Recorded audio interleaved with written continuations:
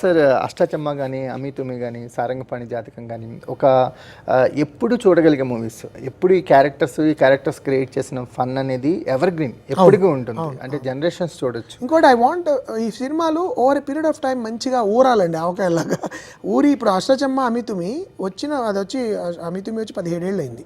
Sorry, Ashta Chamma వచ్చి 17 ఏళ్ళు అయింది, అమితుమి వచ్చి 8 ఏళ్ళు అయింది. ఇప్పటికీ అవి ఊటలాగా ఊరుతూ ఇప్పటికీ నాకు కొత్తగా ఏదో నిన్న రిలీజ్ అయినట్టు అష్టాచమ్మ టీవీలో వచ్చినప్పుడల్లా లేకపోతే ఓటీటీలో చూస్తారు కొంతమంది సార్, ఇప్పుడు షేర్ చేస్తున్నారు కొన్ని ఈ సినిమా కాంటెక్స్ట్లో నాని గురించి ఆ డైలాగుల గురించి షేర్ చేస్తున్నారు.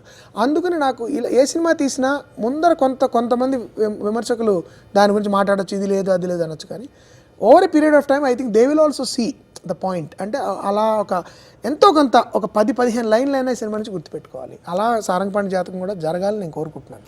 జరుగుతుందని మేము నమ్ముతున్నాను. థ్యాంక్ యూ అండి, thank you so much. At the same time ఈ క్యారెక్టరైజేషన్స్లో కూడా ఒక మంచి లవ్ స్టోరీ ఉంది. ఎగ్జాక్ట్, ఇది యాక్చువల్లీ కథ ప్రేమ కథ అని చెప్పాను.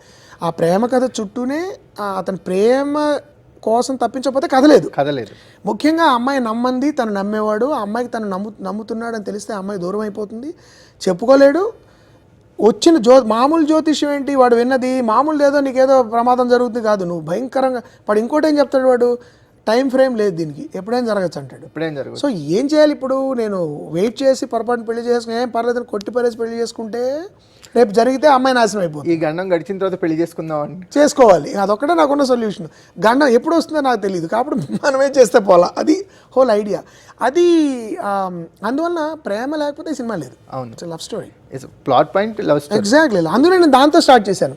జనరల్గా హీరో జాతకాల పిచ్చి మీద 15 నిమిషాలు గడపచ్చు సినిమా. అవును, దాని గురించి హీరో గురించి అత్యంత ఫాస్ట్గా ఫస్ట్ 2-3 సీన్స్లోనే అతను చెప్పేసి నెక్స్ట్ ఆ అమ్మాయిని అతను చూడడం, వాళ్ళ మధ్యలో కాన్వర్జేషన్, తను చెప్పదలుచుకుంటే ఆ అమ్మాయి చెప్పేసింది, అందువల్ల అతనికి వచ్చే ఆనందం. ఇట్లా అక్కడి నుంచి ఇంకా నేను జాతకాల్లోకి వెళ్ళిపోయాను. మాకు ఎలా